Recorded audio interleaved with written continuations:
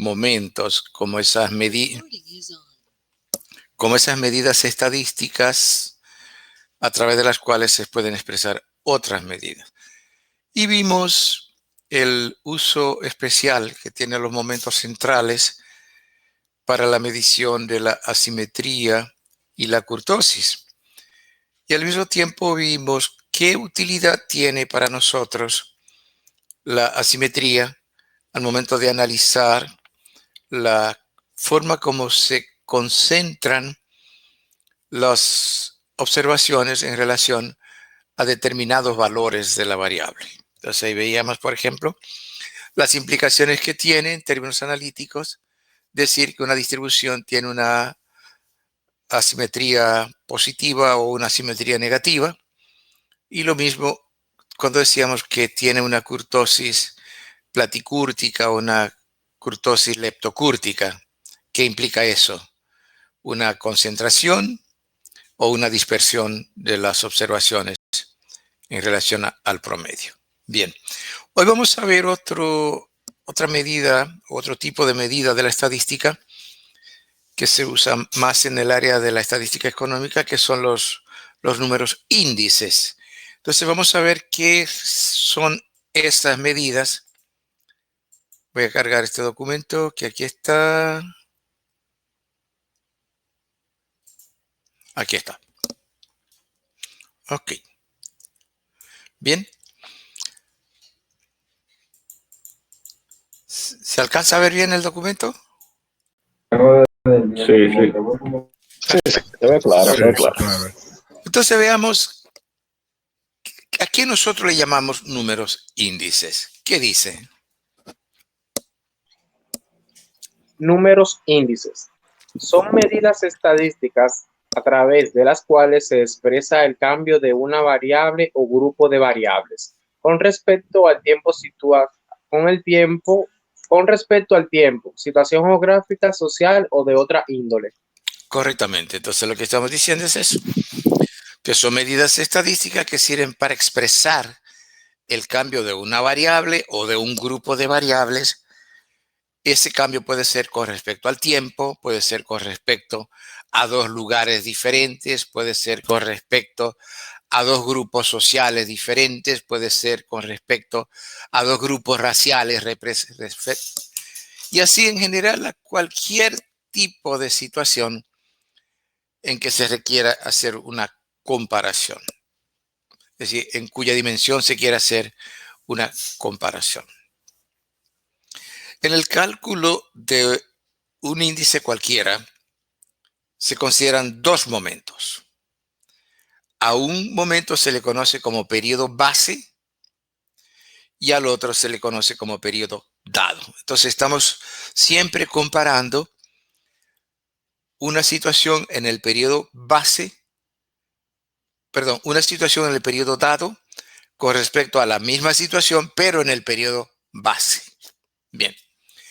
El periodo base es el que se toma como referencia y se representa con 0. Mientras que el periodo dado es el año, periodo para el cual se quiere estimar el índice y se representa como n. Hay diferentes tipos de índices. Comencemos primero con los más simples de todos. ¿Qué dice? Dice, índices simples son aquellos que se calculan a partir de los datos simples, es decir, sin ponderación alguna. Dentro de esta categoría se incluyen dos subgrupos. El primero está compuesto por aquellos índices que solo se refieren a un solo elemento o bien a la vez. Es el caso del precio relativo. La cantidad... precio. Sí, precio. Okay. Es el caso del precio relativo, la cantidad o volumen relativo y el valor relativo. En el segundo grupo se incluyen aquellas medidas que en su cálculo incluyen varios bienes a la vez. En este subgrupo se incluye el método de agregación simple o método agregativo simple. Correcto. Entonces, lo que estamos diciendo es que existen diferentes tipos de índices.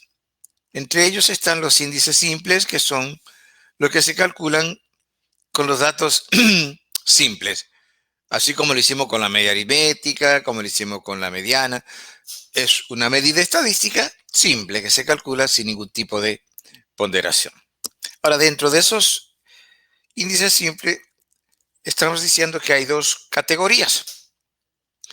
Por un lado están los que se calculan con un solo bien o un solo elemento a la vez. Y por otro lado están los que se calculan con más de un bien o elemento a la vez. Y en esa primera categoría está el precio relativo, la cantidad o volumen relativo y el valor relativo.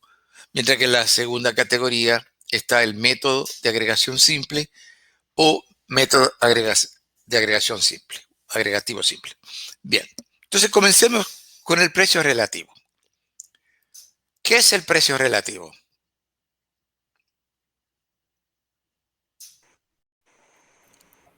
Precio relativo. Es el precio de un bien en un periodo dado, con relación al precio de este mismo bien en un periodo base. Correctamente, y se representa a través de este cociente que está aquí. Precio del bien en un periodo dado n con respecto al precio de ese mismo bien en un periodo base 0 por 100, porque son índices relativos. Se expresan en porcentajes. Veamos un ejemplo. ¿Qué dice el ejemplo? En el año Leo. 1900, lea dama. Ok, dice. En el año 1971, el precio del cuartillo de leche en la República Dominicana era de 30 centavos, mientras que en el 1975 era de 45 centavos. Correctamente. Y ahí viene la pregunta. ¿Cuál es el precio relativo de la leche en 1975 con respecto Aquí debe a ser 1970? 71, perdón. Y 1. 71, perdón. Sí, correcto. Ahí está. Entonces, muy simple. 150%. 0.45 dividido 0.30%, 150%. Vamos a ¿se entendió esta, no? Esto es aritmética de segundo de primaria. Sí. Claro. Entonces, vamos a ver cómo interpretamos este índice. Pensemos lo siguiente. Pensemos que la leche en el 75 también costaba 30 centavos. ¿Cuánto habría sido el valor del índice? 100%. 100%. 100%. 100%. Entonces quiere decir que si no hay cambio, el índice es 100%. En consecuencia, la diferencia con 100% es el cambio. ¿Está claro? Sí. Sí. Por eso está la interpretación aquí. ¿Qué dice la interpretación? Este resultado significa que el precio de la leche en 1975 fue un 50% mayor que en 1971. O, en otras palabras, el precio de la leche se incrementó en un 50% entre 1971 y 1975. Correcto. ¿Se entendió eso? Sí. Sí. Entonces, fíjense la importancia de este tipo de índice. Si usted está analizando y usted tiene esos dos precios de la leche y usted le dice a los demás que el precio del cuartillo de leche en el 71 era 30 centavos y que en el 75 era 45 centavos. Bien, le va a decir sí, era más barata en el 71, pero en términos concretos, ¿qué me dice eso? Es muy diferente si usted se le expresa a partir del precio relativo y le dice lo que está diciendo aquí. Porque ahí usted le está diciendo, por cada peso que usted gastaba en leche en el 71, en el 75 tenía que gastar 1.50. Eso. Entonces, ahí se entiende más fácilmente qué significa ese cambio en los precios, cuando usted se los relativiza a través de este tipo de índice. ¿Se entiende? Sí. Sí. ¿Alguna Sí, pregunta? sí. Por el momento no. Muy bien. Vemos el segundo tipo de índice relativo. Vimos que son 3. Vimos el primero, precio relativo. Vamos ahora a cantidad o volumen relativo, que es la cantidad producida, vendida, consumida, etcétera, de un bien en un periodo dado, con relación a la cantidad producida, vendida, consumida, etcétera, de ese mismo bien en un periodo base. Y se representa de esta forma. Q sub n sobre Q sub 0 por 100. Cantidad en el periodo dado con respecto a la cantidad en el periodo base por 100. Veamos un ejemplo. ¿Qué dice el ejemplo? Ejemplo, en el año 1982, la producción de cacao en la región norte fue de 120.000 kilogramos Quintales. quintales, mientras que en el 1987 había sido de 145.000 quintales. La pregunta es, ¿cuál es la cantidad relativa producida del cacao en 1987 con respecto a 1982? Correctamente. Entonces lo representamos en esta forma que está aquí. 100, aquí le falta un 0 y aquí le falta otro 0.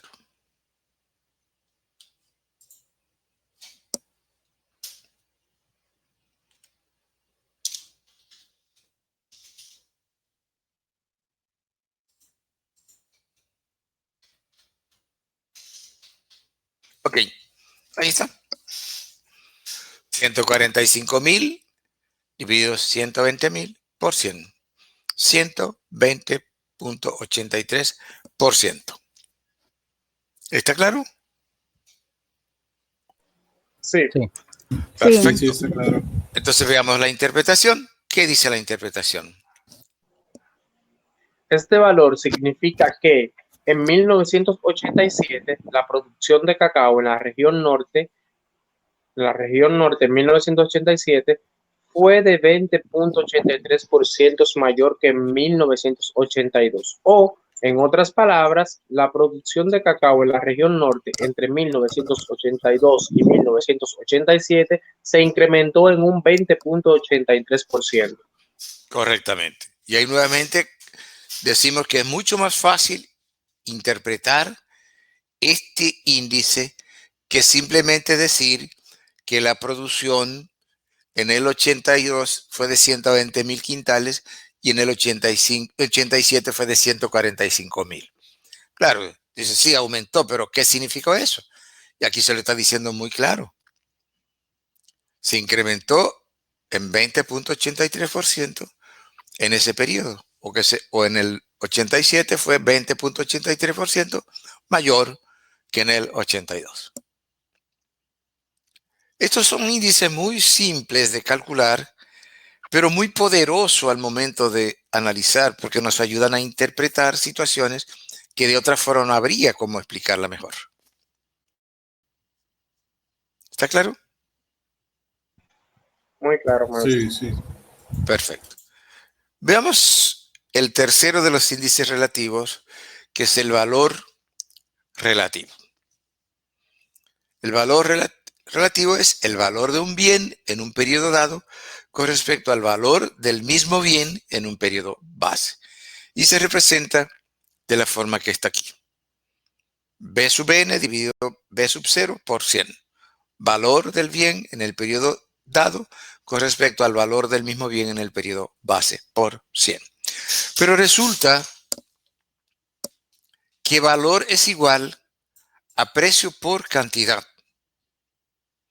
En consecuencia, el valor en el periodo dado es igual al precio en el periodo dado por la cantidad en el periodo dado. Y el valor en el periodo base es igual al precio del periodo base por la cantidad del periodo base. Hay personas que erróneamente confunden precio con valor. Son dos conceptos completamente diferentes. El precio es lo que cuesta un bien para venderlo o para comprarlo. El valor es lo que cuesta producir el bien. Es muy diferente. Normalmente el precio es más alto que el valor, porque el precio debe incluir las ganancias, el lucro. El precio debe ser valor más lucro. Acá esto es que le llama el costo, entonces. Costo y precio. Correcto. Correcto. Entonces, hay personas que confunden precio con valor. ¿Cuál es el valor de eso? No, un momentito. ¿Cuál es el precio? A usted no le interesa el valor, a usted le interesa el precio. Muy bien. Valor es precio por cantidad. Eso es lo que es valor. Muy bien. Entonces, pero esto que está aquí, esta parte es el precio relativo. Y esta parte que está aquí es la cantidad relativa. Entonces, ¿qué estamos diciendo? Que el valor relativo se puede expresar como el producto entre el precio relativo multiplicado por la cantidad relativa. En otras palabras, si tengo el precio relativo del bien y tengo la cantidad relativa, por producto ya yo tengo el valor relativo. ¿Está claro? Sí. Sí. Vemos un ejemplo. ¿Qué dice el ejemplo 1?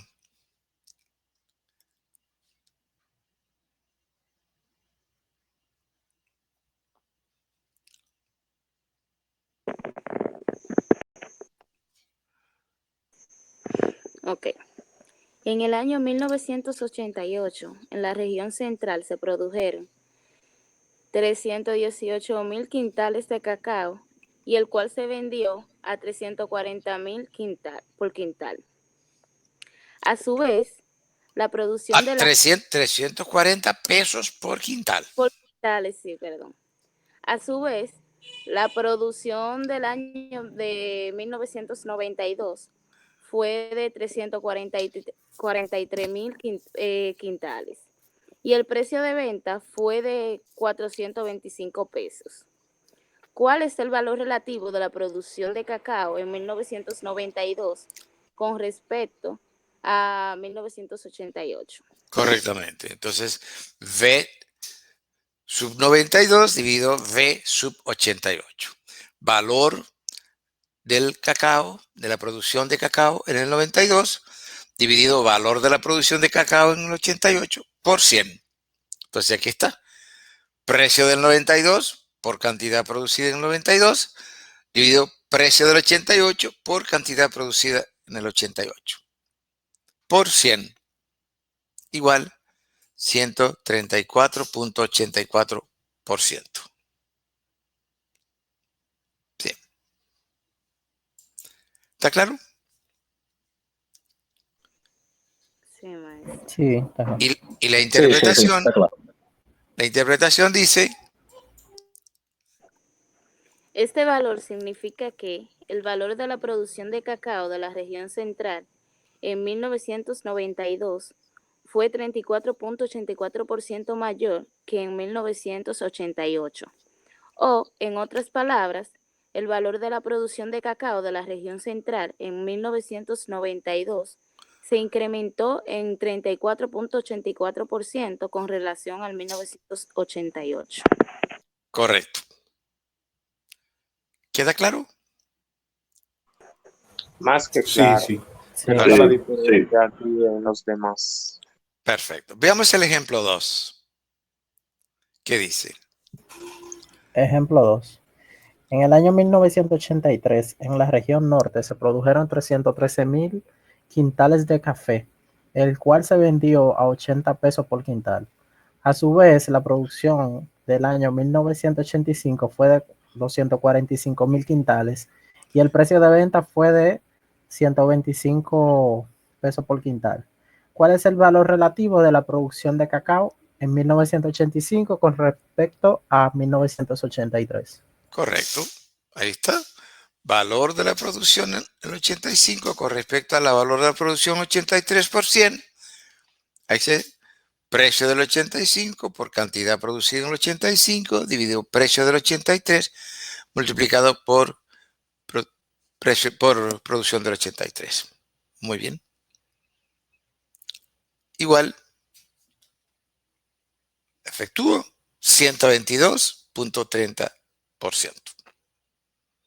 Este valor significa que la producción de café de la región norte en 1985 fue 22.30% mayor que en el 83. O en otras palabras, el valor de la producción de café de la región norte en 1985 se incrementó en 22.30% con relación a 1983. ¿Está claro eso, no? Sí, está claro. Perfecto. Aquí debemos analizar algo que es importante tomar en cuenta. Aquí en los dos ejemplos que hemos visto, aumentó el precio y aumentó la cantidad. El precio en el 88 era 340 pesos quintal y en el 92 había subido a 425 pesos quintal. Pero la producción también aumentó de 318,000 quintales en el 88 a 343,000 quintales en el 92. O sea, ahí hubo un aumento del valor relativo porque hubo aumento tanto en el precio como en las cantidades. ¿Está claro? Sí, está claro. Y lo propio ocurrió aquí. Aquí también hubo aumento en el precio y hubo aumento en las cantidades producidas. O sea que el valor relativo se incrementó porque hubo aumento en los dos componentes del valor, precio y cantidad. Pero podría darse dos situaciones diferentes. Podría ser que aumenta la producción, como en este caso, pero disminuye el precio. Aumenta la producción, como en este caso, pero el precio pudo haber disminuido a 60 pesos quintal. Entonces, ¿qué habría pasado? Que el valor relativo disminuye. Habría sido menos de 100. Hay una reducción del valor relativo, habiendo habido un aumento en la producción. ¿Se entiende eso? Sí, Pero Sí, se entiende. pudo haber ocurrido lo contrario. Hay una disminución en la producción. exacto. Eso es lo que veo, que hay una disminución en el 1985, pero aumenta el precio. Exactamente. Exactamente. Entonces, ¿qué está diciendo? Habiendo producido menos, gané más dinero. ¿Por qué? Porque la disminución en la producción se da en una proporción menor que el aumento que hubo en el precio. En otras palabras, el aumento en el precio fue en proporción mayor que la disminución en la producción. Y por eso, habiendo producido menos, gané más dinero. ¿Eso ocurre en la realidad? Por supuesto que sí. Por supuesto que sí. ¿Qué pasa cuando hay escasez? Aumentan los precios. En una proporción mayor que la disminución de la producción, porque viene la especulación. Sí. Exactamente. Y viene lo que se llama agio, que es esa diferencia que no es producto de la ganancia lícita, sino es producto de una ganancia ilícita. Eso se llama agio. Y el que hace eso se llama agiotista. Agiotista. Entonces, eso pasa cuando hay escasez. ¿Qué pasó los norteamericanos le impusieron una serie de sanciones a Irán, que es un productor importante de petróleo a nivel mundial. Y dentro de esas restricciones que le pusieron, los gringos operan en base al chantaje. Chantajearon a sus socios para que no le compren petróleo a Irán. Y eso ocurrió con muchos países. Los únicos socios que no le hicieron caso fueron los coreanos del sur y los turcos. No le hicieron caso. Y siguieron comprándole petróleo a Irán. Pero los demás países se plegaron. Hacen lo que le dicen los gringos. ¿Qué hizo eso? Que Irán es un productor importante. Al dejar de venderle petróleo a muchos países, porque Estados Unidos le prohibió a esos países que le compraran petróleo, ¿qué ocurrió? Que entró menos petróleo al mercado. Disminuyó la cantidad de petróleo en el mercado. ¿Qué pasó con los precios? Que se dispararon en una proporción mayor que la disminución de la oferta de mercado que implicó la salida de Irán para muchos países. ¿Y qué le pasó a Irán? Esto. Vendiendo menos petróleo, ganó más dinero. Y a los gringos les salió el tiro por la culata. ¿Entienden? Sí, sí, entiendo.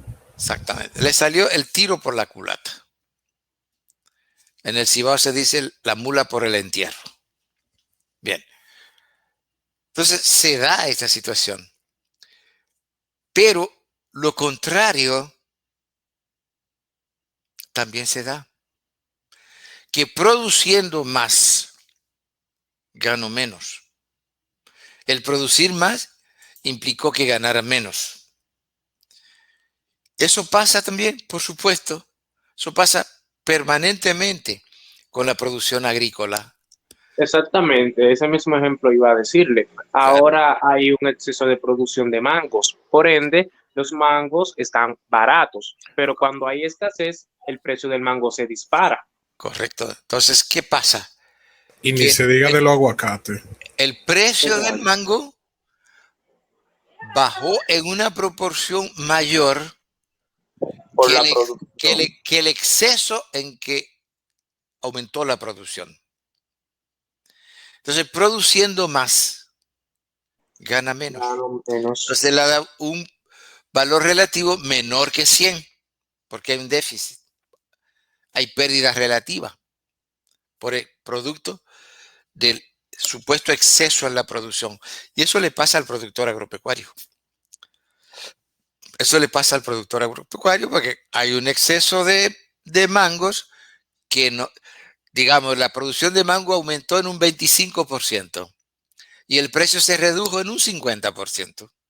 ¿Por qué? Porque el comprador chantajea al productor. Le dice, yo te lo pago a ese precio o te los come, o me lo vende a ese precio o te los va a comer. Y el productor, en vez de perderlo todo, prefiere perder una parte y se lo va a vender al precio que él dice. Eso le pasa al productor agropecuario. En países como la República Dominicana, donde no existe protección al productor, eso ocurre permanentemente. Sí. Y yo creo que también eso es lo que debería de pasar con un producto bien común entre los dominicanos, que es el plátano maduro. Claro. Que increíblemente el plátano maduro te lo pueden vender hasta más caro que el plátano verde, cuando debería ser todo lo contrario. Así es. Así es. Pero eso es típico de un país como el nuestro, donde no hay orden en nada. Eso le decía ahorita a unos estudiantes de demografía, hablando del proceso de urbanización, de que aquí no hay planes reguladores urbanos en las ciudades, pero no hay planes de nada. Aquí no hay plan de nada, exactamente de nada. Aquí no hay política de nada, no hay plan de nada, porque los funcionarios que llegan a las posiciones son compañeritos del partido, de este y del otro que estaba, y del otro, y del otro, y del otro, que no tienen idea de lo que hay que hacer en las funciones que van a desempeñar y, vía de consecuencia, no se hace muchas cosas en beneficio de la gente, pero sí muchas cosas en beneficio de las cuentas bancarias de los funcionarios que ahí están.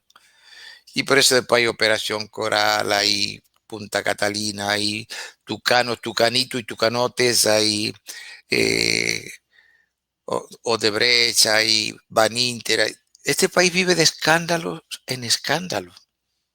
Es una vergüenza, nosotros somos una vergüenza como país.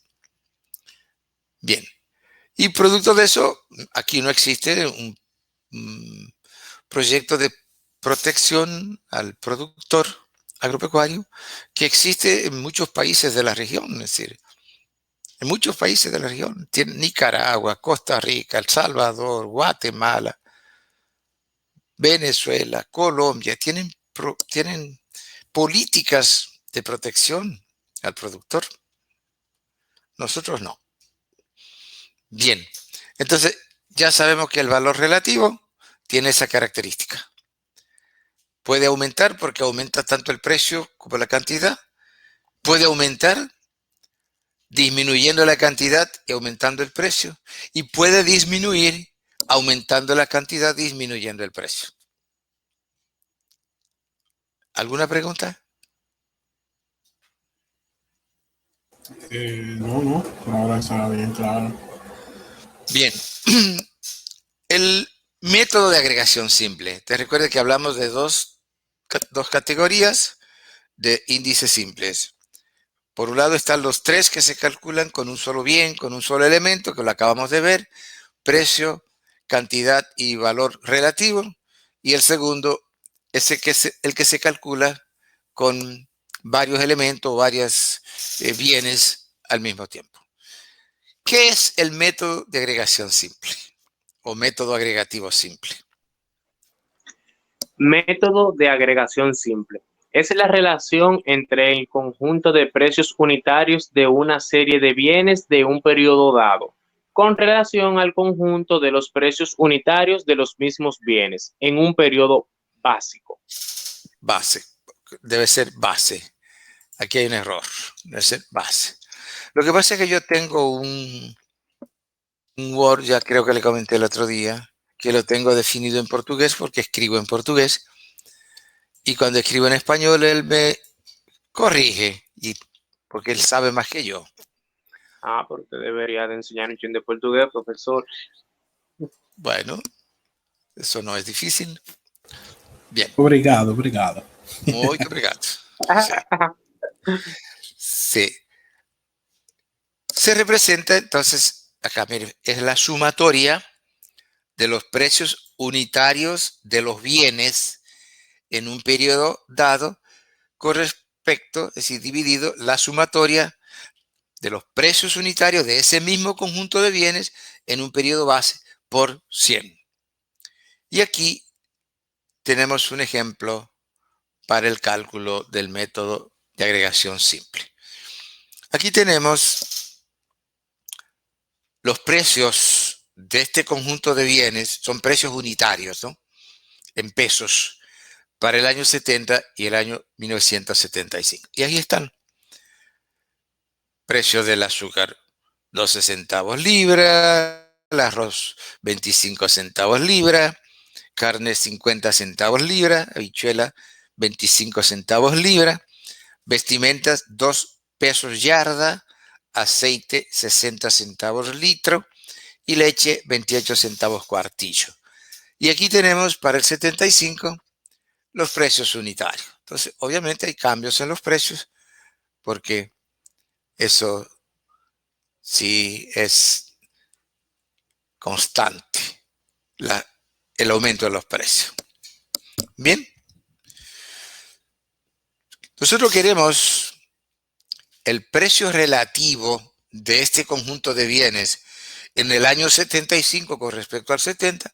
Sumamos los precios unitarios, aquí están, y los dividimos por 100, 142%. Eso se entendió, ¿no? Sí, Sí, profe. Perfecto. Esto significa que los precios unitarios de estos bienes en conjunto se incrementaron en 42% con respecto al 70%. Eso es lo que nos está diciendo. Que el conjunto de precios unitarios se incrementó en 42% en el 75% con respecto al 70%. Pero es el conjunto de precios unitarios. ¿Ya? ¿Qué dice este pedazo de texto acá?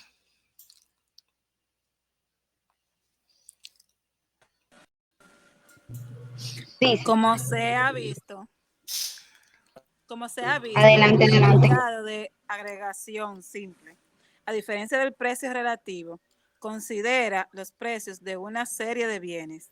Sin embargo, por eso podría considerarse al método de agregación simple como un índice de precios o índice de coste de vida. La respuesta es no. Exactamente. No, el método de agregación simple no es un índice de precios o índice del coste de vida. A pesar de que suma precios unitarios en un periodo dado, precios unitarios de los bienes en el periodo base y los relaciona. Pero eso no hace que sea un índice de precios o índice del coste de vida. Entonces ahí viene una pregunta. ¿Cuál es? ¿Por qué no puede considerarse al método de agregación simple como un índice de precio o índice de coste de vida? Correctamente, por dos razones. Por Por dos dos razones razones. siguientes. La primera, porque se ve afectado por las diferentes unidades de medida. La segunda, porque no toma en cuenta la importancia relativa de los diferentes bienes. Correctamente. Sí, nosotros tenemos acá, ¿qué pasa? Que estamos sumando precios en libras, con precios en yardas, con precios en litros, con precios en cuartillos.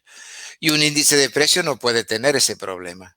Un índice de precio no puede estar afectado por las diferentes unidades de medida. No puede tener ese problema. Pero por otro lado, un índice de precios o índice del coste de vida toma en cuenta la importancia relativa de los diferentes bienes. La importancia relativa de los diferentes bienes, es decir, la cantidad que se consume de cada bien. Fíjense que estos son precios unitarios. Aquí yo tengo una libra de azúcar por una libra de arroz, es decir, una libra de azúcar por cada libra de arroz, por cada libra de carne, por cada libra de habichuela, por cada yarda de vestuario, por cada litro de aceite, por cada cuartillo de leche. Y la pregunta es, en el consumo diario, ¿es así? En su casa se consume por cada libra de azúcar una de arroz, y una de carne, una de habichuela, y una yarda de vestuario. No, los bienes se consumen en cantidades diferentes. Entonces, un índice del coste de vida o índice de precio tiene que considerar esas diferencias y la importancia relativa de los diferentes bienes, que a eso es lo que se le llama estructura del consumo. Un índice de precio debe considerar la estructura del consumo, si la composición del consumo, que el método de agregación simple no lo considera porque considera uno de cada cosa. Uno de cada cosa. Cuando usted va al supermercado, en el carrito lleva un paquete de azúcar, pero lleva 4 paquetes de arroz y lleva 2 o 3 de carne, lleva unos cuantos de habichuelas, pero lleva un solo litro de aceite. Lleva un par de cuartillos de leche, entonces los bienes se consumen en diferentes cantidades y eso tiene que estar reflejado en el índice para que sea un índice de coste de vida. ¿Por qué? Porque esa medida me está midiendo lo que me cuesta a mí vivir. Lo que me cuesta vivir en términos reales. ¿Cuánto se incrementó el costo de yo seguir viviendo? Eso es lo que me mide ese índice. Y por tanto tiene que reflejar la importancia relativa de los diferentes bienes. ¿Se entiende eso? Sí, sí, se entiende. ¿Alguna Y es pregunta? como, Sí.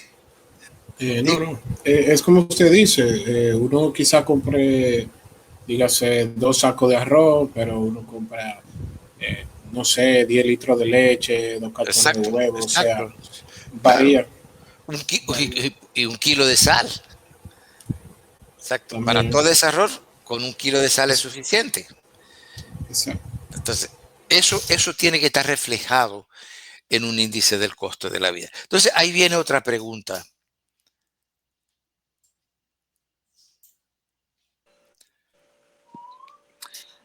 ¿Cómo pasar el método de agregación simple a un índice de precios o índice de coste de vida? Correctamente. De 3 formas. Primera, ponderando los precios por las cantidades de año base, se obtiene el índice de precios de Las Payres. Payres. 2. Ponderando los precios por las cantidades del año dado, se obtiene el índice de precios de Parches. Pasche. 3. Ponderando los precios por las cantidades de un año tipo, cualquiera de un año tipo cualquiera, se obtiene el índice de precios del año tipo. Entonces quiere decir que hay 3 formas de pasar del método de agregación simple a un índice del coste de vida. En otras palabras, hay 3 formas de convertir el método de agregación simple en un índice de precios o índice del coste de vida. Y ahí entramos al segundo tipo de índice. Ustedes recuerdan que hablamos de 2 tipos de índice. Hablamos primero de acá, de los índices simples. Ahora vamos a entrar a los índices ponderados, que son esos que acabamos de mencionar. Índices ponderados. ¿Qué dice este pedazo de texto acá? Dice así. En este tipo de índice, los precios son ponderados por las cantidades consumidas de cada bien durante un periodo, el cual generalmente es un año. Dentro de la categoría de índices ponderados se considera a los índices de precios o índices del coste de vida. Continúo. Por favor. Dentro de este conjunto de medidas estadísticas, solo se harán mención 4 de ellas. 1. Índice de las Payres. 2. Índice de Paschen. 3. Índice del año tipo. Y 4. Índice ideal de Fisher.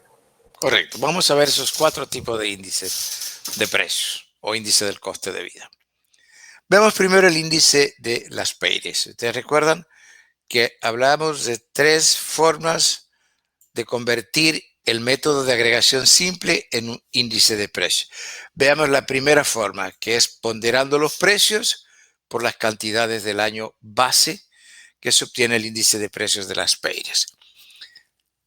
Bien, ¿qué dice acá? Índice de precio de las Payres. Como se señaló en forma previa, el método de agregación simple puede transformarse en el índice de las Payres si los precios, tanto en el año dado como en el año base, se ponderan por las cantidades de cada bien consumidas en el año base. De esta forma, la fórmula de calcular es la siguiente. Correctamente. Entonces, esta es la forma de cálculo del índice de precios de las Payres. Si ustedes se fijan en esta forma, en esta parte aquí, lo que tenemos es el método de agregación simple. Esto dividido esto es el método de agregación simple. Solo que tanto los precios del año dado como los precios del año base los estamos ponderando por las cantidades del año base, por Q0, por 100. ¿Se entiende? Sí, se entiende. Todo claro. Sí, Ahí pero- hemos pasado del método de agregación simple, que es esto, al índice de precios de las Payres, porque los precios lo hemos ponderado en ambos casos por las cantidades del año base, en este caso. Bien. Aquí en el cuadro 2 tenemos estas informaciones, tenemos los mismos bienes que ya vimos acá, solo que ahora, además de los precios, tenemos las cantidades que se consumieron. Tenemos los precios que tienen esos bienes en el 70 y el 75, pero tenemos las cantidades que se consumieron en el 70 y en el 75. Vemos primero aquí 70. En el otro cuadro, en el 3, vamos a ver 75. Ok. Nosotros queremos calcular el índice de precios de las Payres para el año 75 con respecto al 70. Tenemos acá. Entonces, ¿qué necesitamos? Mírenla acá. Necesitamos, si vamos a calcular el índice de precio de las Payres del 75 con respecto al 70, vamos a ponderar las cantidades, es decir, los precios del 75 y los del 70 por las cantidades del año base, que es el 70. Fíjense, aquí está la fórmula. Precio del año dado por cantidades del año base dividido precio del año base por cantidades del año base, porque es pasar del método de agregación simple ponderando los precios de ambos años por las cantidades del año base. Eso dijimos. Perfecto. ¿Quién es el año dado y quién es el año base? Mi año dado es 70, perdón, mi año dado es el 75, mi año base es el 70. Entonces voy a precio de 75 dividido precio del 70, ambos ponderados por las cantidades del 70, que es el año base. ¿Se entiende eso? Sí, sí, se entiende.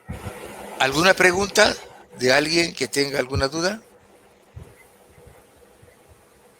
Por ahora no. Por el Ok. momento no. Ya. Aquí falta una P. Eso. Bien. Entonces, ¿qué necesito? Para el numerador necesito ponderar precio de 75 por cantidad del 70. Aquí tengo precio del 75 por cantidad del 70. Y para el denominador, ¿qué necesito? Precio del 70 por cantidad del 70. Precio del 70 por cantidad del 70. Necesito estas dos columnas. ¿Eso está claro? Sí, sí, está claro. Entonces, precio del 75 por cantidad del 70. Aquí está. Precio del 75 por cantidades del 70. Aquí está. Precio del 75 por cantidades del 70. Aquí está. Y aquí multiplico esta columna por esta y obtengo esta. ¿Está claro? Sí, está claro. Y sumo acá. Sumo acá, porque me dice acá que debo sumar. Ok. Y luego, ¿qué necesito? Precio del 70 por cantidad del 70. Aquí está. Precio del 70 por cantidades del 70. Ahí está. Precio del 70 por cantidades del 70. Ahí está. Precio del 70 por cantidades del 70. Ahí está. Y así completo y tengo esta otra columna y la sumo acá. Luego divido esto entre esto, mírenlo acá, por 100 y es 129.3%. ¿Se entendió? Sí, sí, se entendió. Sí. Interpretación, ¿qué dice? Dice, este valor significa que en 1975 los precios se incrementaron en 29.3% con respecto a 1970. Y si estos bienes constituyeran la canasta básica, entonces se diría que el coste de vida en 1975 se incrementó en 29.3% con respecto al 1970. Correcto. esos son los índices que calcula el Banco Central cada año para dar las variaciones del índice de precios al consumidor. Es decir, no es una cosa del otro mundo, es una cosa tan simple como esta lo que ellos hacen. Solo que aquí van a colocar no solo estos bienes, yo le puse esto para que aprendan. Aquí se colocan los bienes de la canasta básica. ¿Sí? Usted sabe que hay una canasta básica que está dada por una serie de bienes que deben consumirse en promedio. Y cuando se habla del precio de la canasta básica es lo que cuestan esos bienes y la cantidad de bienes. A eso es que se refiere cuando dicen el precio de la canasta básica. ¿Cuánto cuesta la canasta básica? La canasta básica es la cantidad de bienes que consume en promedio un hogar para mantenerse mensualmente. Eso se le llama la canasta básica. Que la canasta básica cuesta 30.000 pesos. Eso significa que en promedio, si cada hogar compra la cantidad de bienes que debe consumir en la cantidad que debe consumirlo, eso le suma 30.000 pesos mensuales. A eso se refiere cuando dice que el Banco Central dice que la canasta básica son 20.000 pesos, son 30.000 pesos. ¿Se entiende ahora? Sí, se entiende. Entonces, bueno, ¿y eso para qué me sirve? Le sirve para usted analizar y para usted entender lo que los otros analizan y le toca a usted interpretar. Porque en nuestra vida profesional a nosotros no solamente nos toca hacer las cosas. En muchos casos, en la mayoría de ellos, lo que nos toca es interpretarlas para poder hacer lo que nos toca. Las hacen otros, pero yo tengo que saber interpretarla para poder usarla. Entonces yo tengo que aprender lo que es para poder usarla. Porque perfectamente a usted le puede pedir que elabore un sistema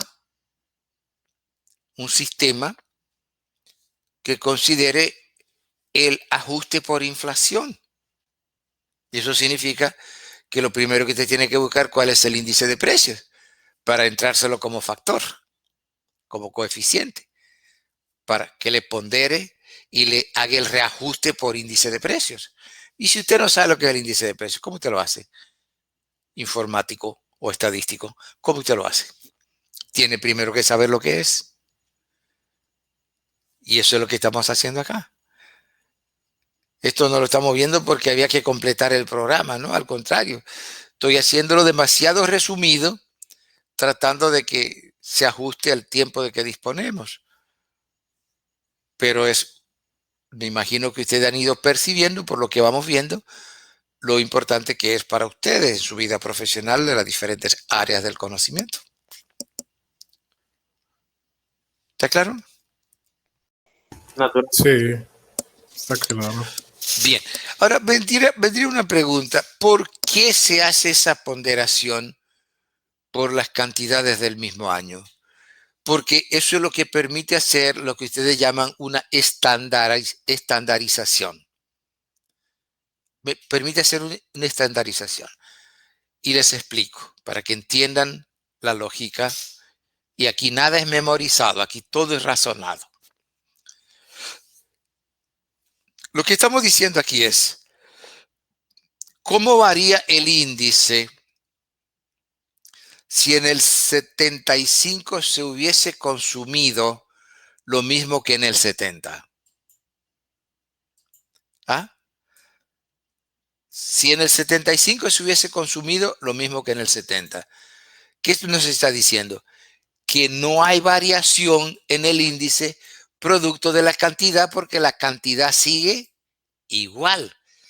Entonces, si las cantidades siguen iguales y hay aumento en el índice, ¿a qué se debió el aumento? A los precios. Exactamente, por eso se llama índice de precios. Por eso se llama índice de precios. ¿Se entendió? Okay. Sí, sí. Pero eso es tomando en cuenta el supuesto de que las cantidades se mantengan siempre iguales, claro. Lo que pasa es que para hacer el cálculo se fijan iguales. Usted las fija iguales. Para que el cambio que se refleje se debe exclusivamente a los cambios que han habido en los precios.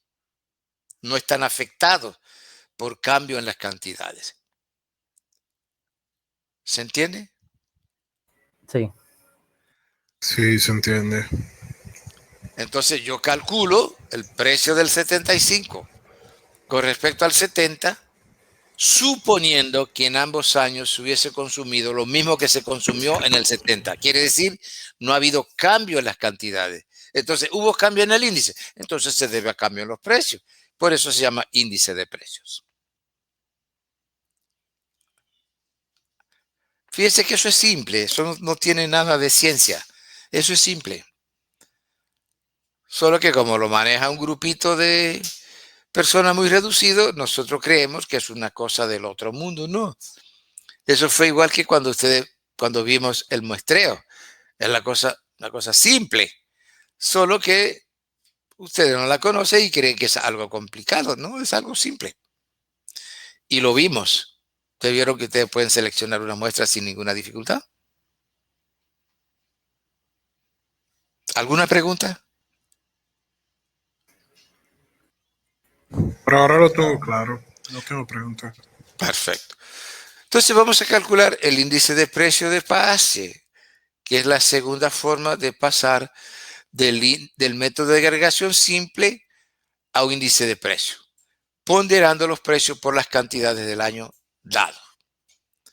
Entonces, vamos a partir otra vez del método de agregación simple. Aquí está. El índice de Pasch. ¿Qué hemos hecho? Igualito. Esto dividido, esto es el método de agregación simple. Esto dividido esto. Es el método de agregación simple, multiplicado por 100. Ahora, ¿qué pasa? Que los precios de ambos años los estamos ponderando por las cantidades del año dado. Ahora estamos usando las cantidades del año dado. Eso se entiende, ¿no? Sí. Y de esa forma pasamos al índice de precios del año, índice de precios de Pasch. Si convertimos el método de agregación simple en el índice de precios de Pasch, ponderando por las cantidades del año dado. Bien. Tenemos acá otra vez los mismos bienes, los mismos precios del 70, los mismos precios del 75, solo que ahora tenemos las cantidades que se consumieron en el 75. ¿Qué necesitamos acá? Precio de 75 por cantidades de 75 dividido precio de 70 multiplicado por cantidades del 75%. ¿Se entiende eso, no? Sí, se entiende. Entonces necesito para el numerador precio de 75 por cantidad del 75. Aquí están. Y para el denominador necesito precio del 70 por cantidad del 75. Aquí están. Entonces, precio del 75 por cantidad del 75. Aquí está. Precio del 75 por cantidad del 75. Aquí está. Precio del 75 por cantidad del 75. Aquí está. Y así hago con estas columnas, la multiplico por esta y me da esta. Y la sumo. Porque me dice acá que debo sumarla. Ok. Y luego la otra es precio de 70 por cantidad del 75. Aquí está. Precio del 70 por cantidades del 75. Aquí está. Precio del 70 por cantidad del 75. Aquí está. Y así hago multiplicando esta columna por esta. Obtengo esta y luego sumo. ¿Se entendió eso? Sí. Divido este valor Sí. entre este, mírenlo acá, y tengo 129.5%. Interpretación. Aquí está. ¿Qué dice?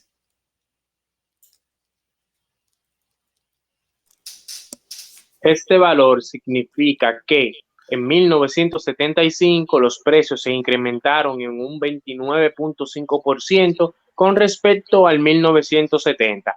Y si estos bienes constituyeran la canasta básica, entonces se diría que el costo de la vida, el costo de vida en 1975 se incrementó en 29.5% con respecto al 1970. Correcto. Eso se entiende, ¿no? Dice coste, profesor. Sí, es correcto. Es correcto. Coste de vida.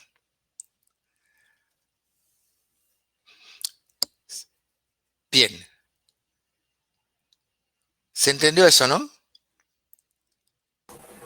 Sí, sí, entendió. Sí, profesor. Sí. Entonces, aquí hay una reflexión y una pregunta. ¿Qué dice? Dice, como se percibe, los índices de precios de las Payres y Paste han conducido a resultados similares. ¿Será que eso siempre será así? Correctamente. ¿Ustedes vieron? Aquí tenemos el índice de precios de las Payres, 129.3%. El índice de precios de Paste, 129.5%, es decir, iguales, ¿no? Estadísticamente puede decir que son iguales. Y la pregunta es, ¿será siempre así? Y la respuesta es no. La respuesta es no. ¿Qué dice entonces a partir de la respuesta no? Esto solo ocurrirá cuando la estructura del consumo es la misma en los 2 años, lo cual solo ocurrirá si ambos años se consideran normales. Es decir, en ninguno de estos 2 años se ha presentado algún evento que pudiese haber alterado la estructura normal del consumo. Debe mantenerse presente que las cantidades que se tomen para ponderar los precios deben representar la estructura del consumo normal. Correctamente. Entonces, eso es importante. Eso es importante. En este caso, los dos índices dan iguales porque la estructura del consumo en el 70 es la misma estructura del consumo del 75. Te dice, no, pero en el 75 las cantidades son mayores, claro, porque aumentó el número de consumidores, pero la estructura del consumo sigue siendo igual, porque la estructura del consumo es el consumo per cápita. Y si el número de consumidores aumentó porque nació un miembro más en la familia, porque llegó a vivir la abuela, aumentó el número de consumidores, pero la estructura del consumo sigue siendo igual. ¿Por qué? Porque el consumo de arroz era 5 onzas en promedio por persona.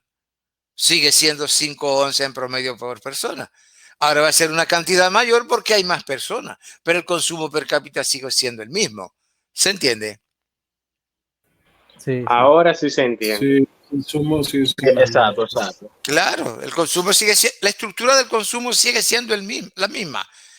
Aumenta la cantidad consumida porque aumentó el número de consumidores, pero aumentó para todos los bienes. Entonces, la estructura sigue siendo la misma.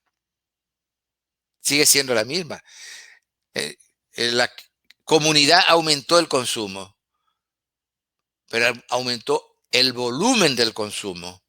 La estructura se mantuvo, la gente sigue consumiendo exactamente la misma cantidad de cada bien, porque esa es su alimentación. Eso es lo que come. ¿Se entiende? Sí, sí, se entiende. Perfecto. Sí. Por eso puede aumentar el número de consumidores y aumenta la cantidad de consumida, pero no necesariamente tiene que aumentar el índice de precios. Porque si los precios siguen iguales, aunque se consuma más, el índice de precio no se altera. ¿Se entiende? Sí. Porque el índice de sí, precio me entiendo. mide alteraciones en los precios. Si no hay alteraciones en los precios, no hay cambio en el índice. Ok. Entonces,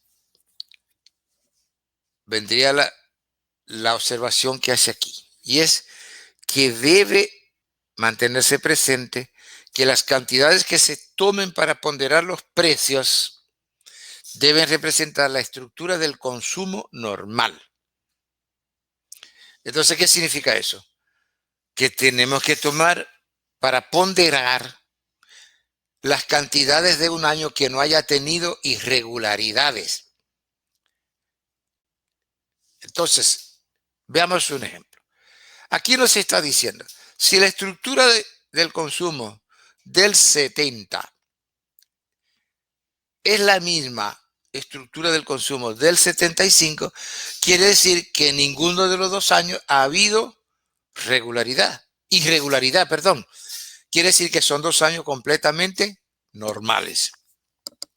Por eso podemos usar las cantidades del año base y calcular el índice de precio de las Payres.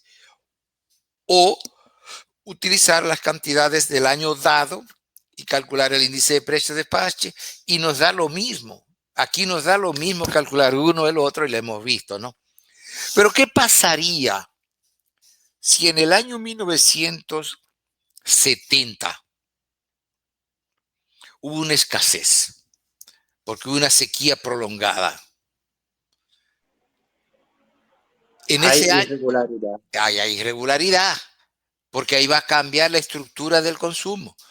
Yo voy a consumir menos plátano y menos batata y voy a consumir más arroz y más espaguetis. Entonces, esa estructura del consumo no es normal, porque eso no es lo que se consume normalmente. Yo estoy haciendo eso porque necesito alimentarme y no tengo los alimentos que yo consumo habitualmente. Entonces, temporalmente los voy a sustituir, pero ese es temporal porque eso no es lo habitual. Tan pronto vuelva a la normalidad, yo vuelvo otra vez y cambio, voy a consumir otra vez menos arroz y menos espagueti y voy a consumir más plátano y más batata. Entonces, ¿qué significa eso? Que si en el año 1970 hubiese habido escasez por una sequía prolongada, yo no hubiese podido calcular el índice de precios de las Payres, porque estaría ponderando por las cantidades de un año anormal. Y yo tengo que ponderar por las cantidades de un año que sea normal. Porque si utilizo cantidad de un año anormal, no me va a reflejar los cambios en los precios, porque me va a estar reflejando cambios en las cantidades también. Entonces no será un índice de precio, porque está mezclado cambio en el precio y cambio en la cantidad, porque hubo un cambio en la estructura del consumo, porque hubo escasez de plátano y batata y yo tuve que sustituir ese consumo aumentando la producción de arroz y de espaguetis. ¿Se entendió? Sí, sí, se entendió. Entonces, en ese caso, dado que el año 70 fue un año anormal, yo no puedo calcular el índice de precios de Pache. Pero como el 75 sí fue normal, porque no hubo problema, entonces en ese caso calculo el índice de precios de Pache, porque puedo ponderar por las cantidades del 75, que representa una estructura normal del consumo, porque no ha habido anormalidad en ese año. ¿Está claro? Sí, sí. Esto que le estoy diciendo no lo dicen los libros, se lo digo yo. Eso no está en los textos. Explicado de esa forma, no está. ¿Alguna pregunta hasta aquí? No, por ahora no. Ok. Entonces, consideremos otra hipótesis. Consideremos que el año 70 sí fue normal. Ningún problema. Pero en el año 75 llegó al país, a través del Programa Mundial de Alimentos, una donación masiva de alimentos. Donación masiva de alimentos para el país. En el 75. ¿Sería ese un año normal? No. Por supuesto que no. Porque ¿qué va a hacer usted? Que todos esos bienes que le van a regalar o que le van a vender a precios muy bajos, con ellos usted va a sustituir otros que usted puede sustituir porque son sustituibles y que le cuestan más dinero. Entonces habrá un cambio en la estructura del consumo. Usted va a consumir más leche en polvo, más mantequilla, más queso, más habichuelas, más arroz, porque son productos que no son perecederos a corto plazo. Y esos son los productos que vienen en esas donaciones de alimentos. Y usted va a dejar de consumir plátanos, va a dejar de consumir yuca, va a dejar de consumir batatas, porque le resulta más cara que consumir estos bienes. Entonces hay una estructura, un cambio en la estructura del consumo. ¿Qué quiere decir?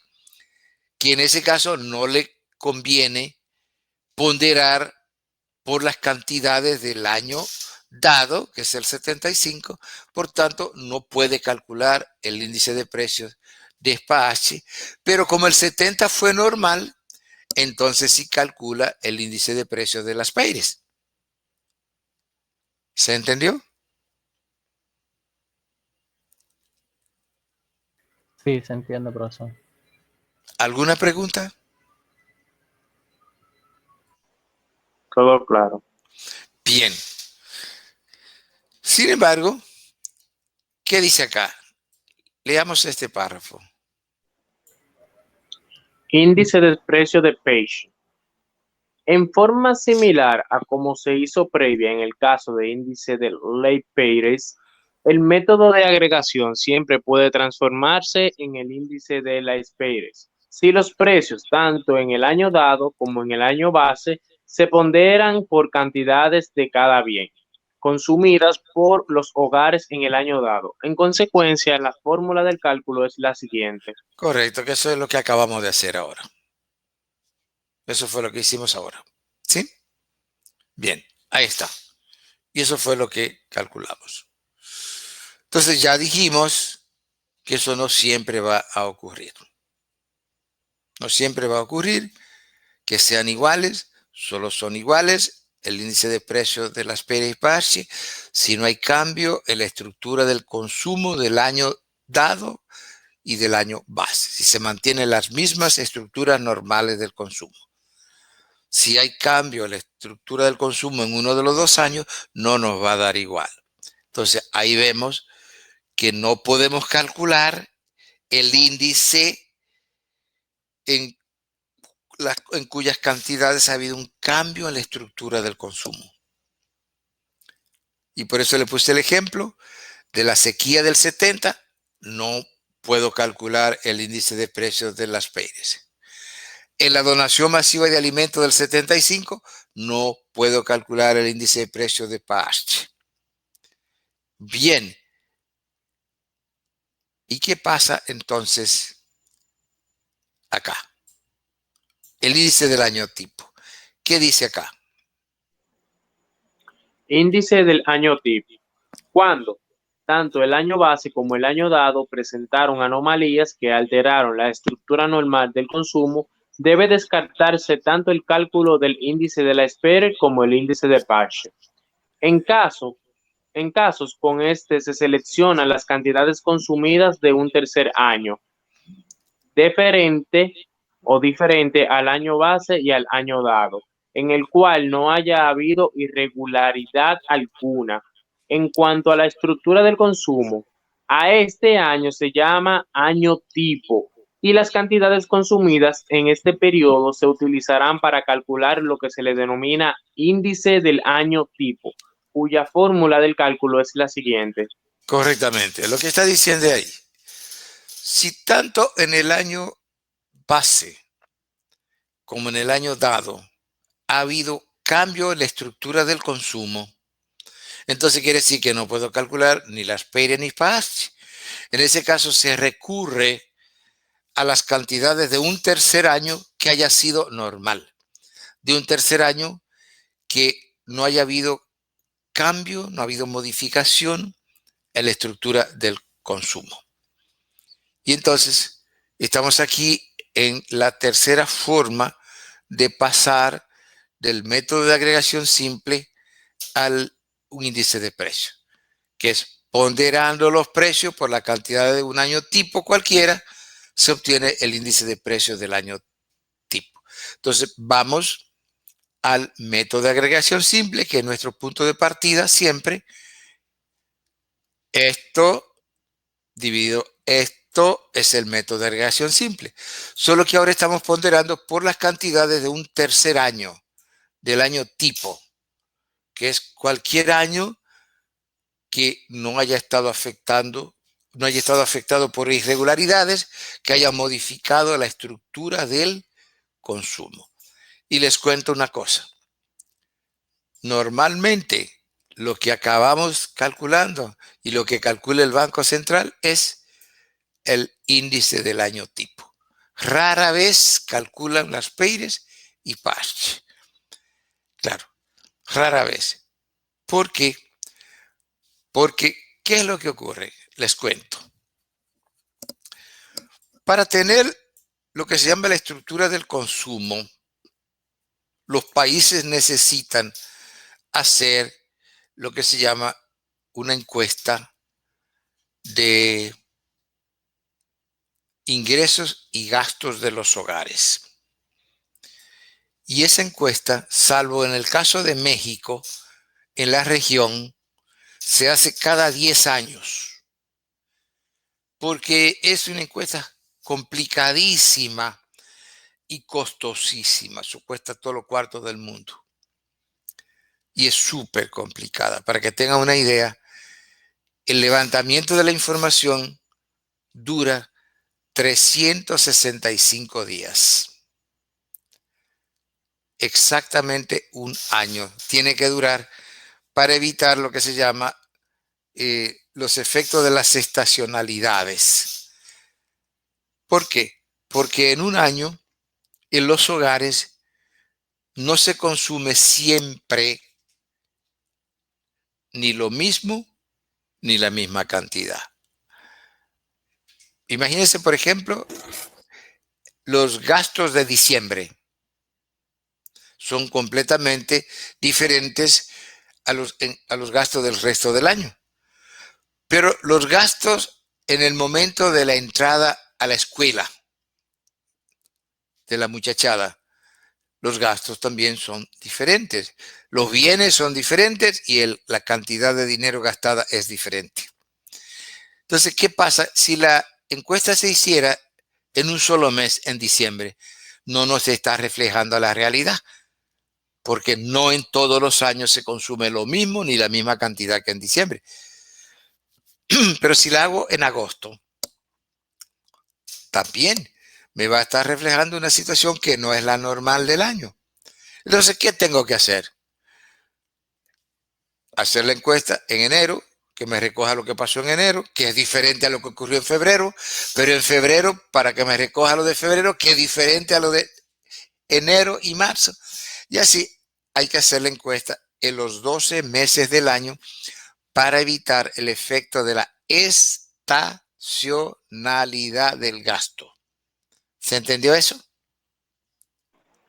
Perfectamente. Entonces, Sí. si solo levantar los datos cuesta un año, prepararla cuesta otro año y sacar los resultados me cuesta otro año. O sea que tranquilamente me voy a pasar 2 años y medio, 3 años desde que inicié hasta que terminé.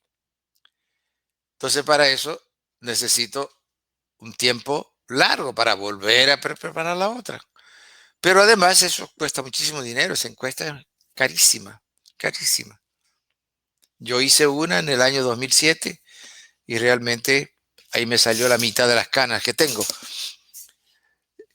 Y esa encuesta del 2007, con ella se tomó la estructura del consumo. Entonces las cantidades que se tomaron a partir del año 2008 fueron las cantidades del 2007.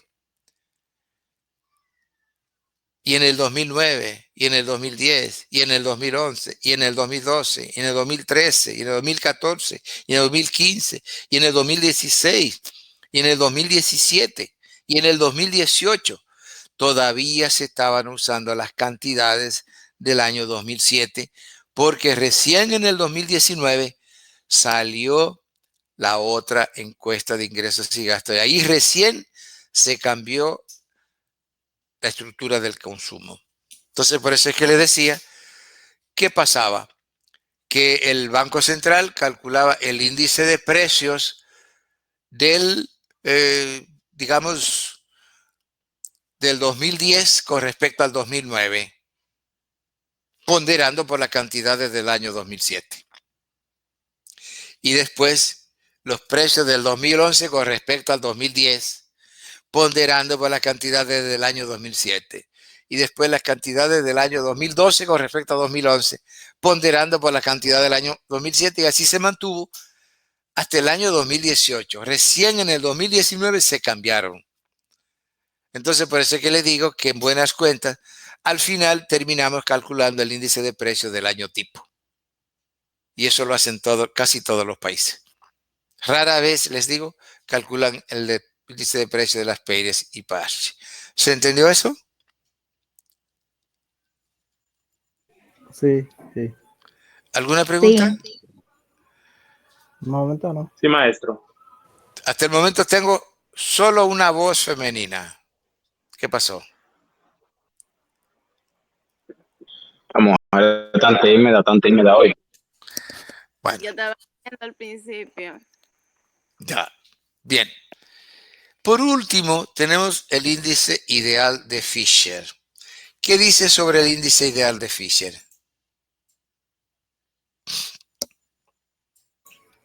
Índice ideal de Fisher. El índice ideal de Fisher es una forma de atenuar cualquier pequeña variación que pudiese haber ocurrido en la estructura del consumo de cualquiera de los 2 años. Se obtiene como una media geométrica de los índices de las Peyres y Pache, en la forma que se expone a continuación. Correcto, lo que está diciendo es, supongamos que el año base fue normal y que el año dado también. Pero siempre hay alguna pequeñita variación en un año o en el otro o en ambos. Sin embargo, esa variación nunca o casi nunca se va a dar por cambios en el mismo bien. Cambio de la estructura. Tal vez se consumió este año un poquito más de cebolla que en el año base. Si en el año dado se consumió un poquito más de cebolla que en el año base, aunque la estructura se mantuvo igual. Y en el año base se consume un poquitito más de leche que en el año dado. Entonces, a eso es que se refiere Fisher cuando dijo, bueno, yo voy a crear un índice que atenúe el efecto de cualquier pequeña variación que pueda darse en la estructura del consumo del año base y en la del año dado, que va a ser en 2 productos diferentes, en 2 bienes diferentes, o en 3 o lo que sea. Pero al calcular el promedio geométrico se atenúa porque se obtiene el promedio y el promedio nivela. No sé si se entiende la idea. Sí, sí, sí entiendo. Entonces lo que hace que obtiene el índice de las Peyres es la media geométrica del índice ideal de Fisher es la media geométrica de los índices de las Peyres y Pache. Míralo acá. Índice ideal de Fisher igual raíz cuadrada del índice de las Peyres multiplicado por el índice de Pache. Raíz cuadrada de 129.3 por 129.5 igual 129.4. Esto es como un lujo asiático más o menos. Pero bueno, se refina la cosa bastante refinada. ¿Y qué significa este valor?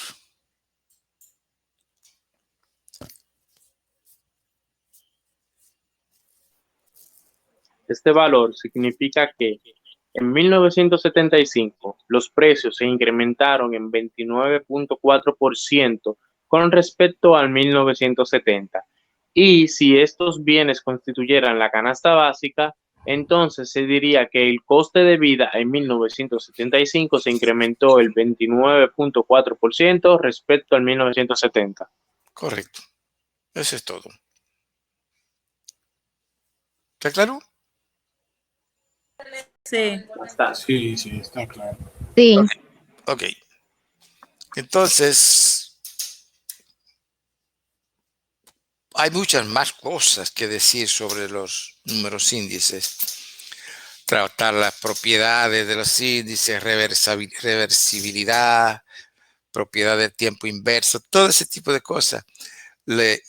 Las Pérez modificado, Paasche modificado, todo eso se puede ver. Pero realmente yo pienso que con esto, como elemento básico, ustedes resuelven sus problemas en relación a los números índices. Con esto terminamos entonces los números índices y terminamos el programa. Solo tengo que enviarles la guía para el laboratorio 9, que es sobre este tema. Y bueno. Repita, maestro, por favor, que el internet me falló ahí. Después de finalizar el programa. No, con esto terminamos los números índices y terminamos el programa, puesto que este es el último tema del programa. Entonces, me queda pendiente enviarles la guía para el laboratorio 9, que es sobre este tema. Y bueno, es fijar la fecha del examen general. Yo pienso que el examen general lo podemos tomar el jueves de la próxima semana. Profe, una observación.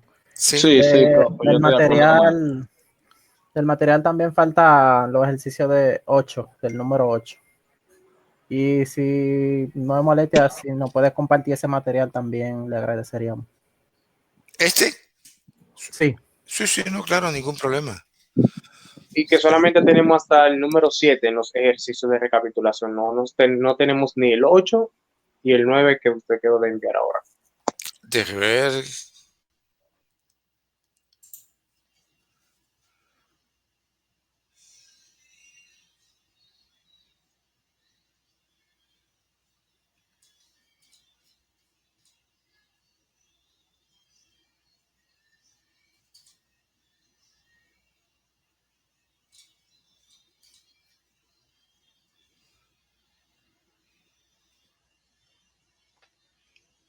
Ok, entonces les envío el 8 y bueno, debo enviarles el 8 más el material. Sí, se lo envío. Voy a tratar de hacer eso Sí. entre esta Entonces, noche. para confirmar, profe, el otro jueves de arriba es que el próximo examen. Sería jueves 20. El jueves 20, ciertamente. El jueves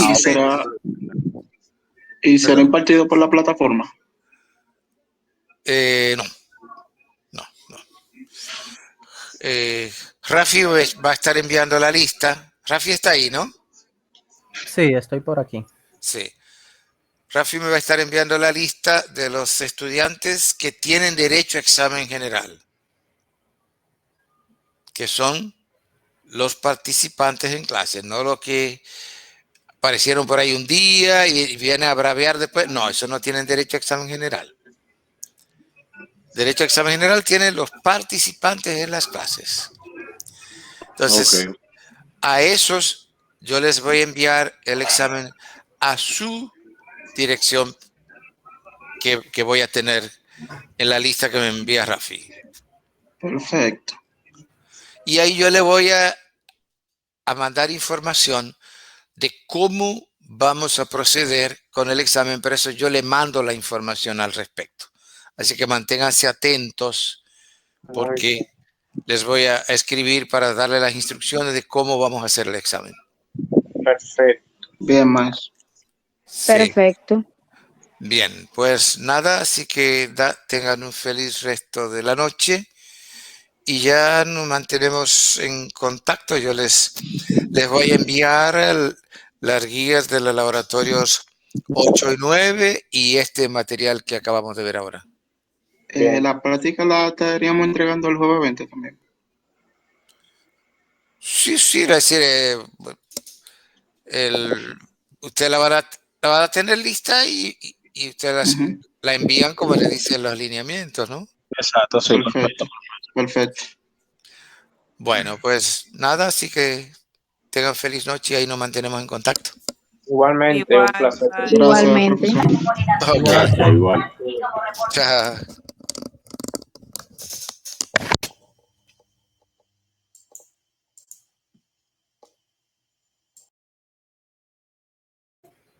Buenas noches, hola. ¿Se fueron? No. Todos los que están aquí están en el grupo. Yo me imagino que sí. Sí, Creemos eso. todo. Bueno, ok, nos vemos, adiós.